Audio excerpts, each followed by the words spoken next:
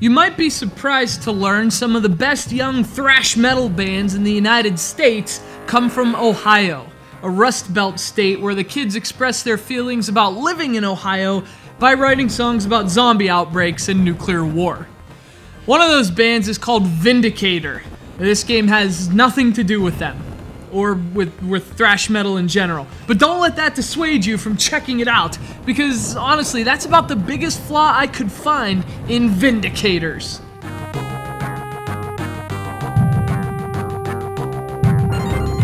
I mean, if this game had a thrash metal soundtrack, it'd be 11 out of 10. Released in 1988, the same year as South of Heaven and Dimension Hatros, Vindicators was developed and published by Tengen. Of course, if you know your history, you know Tengen is basically just another word for Atari.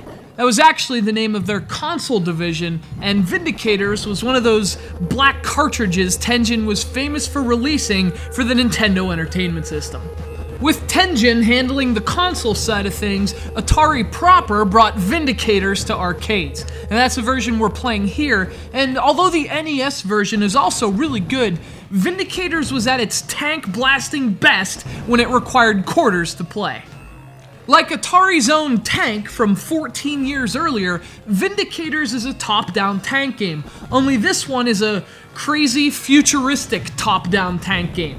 Some evil empire is obliterating mankind, and it's up to you to vindicate mankind with your top-secret armored tanks. The thing is, these tanks are so highly advanced, they burn through their extremely rare fuel very quickly.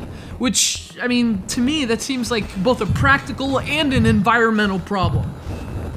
But that's more than just a silly premise, it's also where a big part of the gameplay comes from. As you navigate levels, your fuel steadily drains with every move you make, so you have to collect more fuel as you play. The problem is you also lose fuel when enemies attack you, so finishing the levels requires a careful balance of combat, collecting stuff, and making sure you have enough gas to make it to the finish.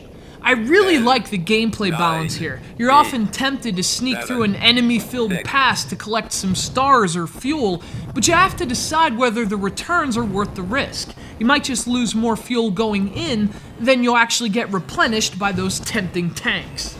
That need for a careful strategy and smart approach makes Vindicators a really enjoyable game to play. Another interesting thing about Vindicators is its customization. By collecting stars scattered throughout each stage, you can purchase valuable upgrades to your tank.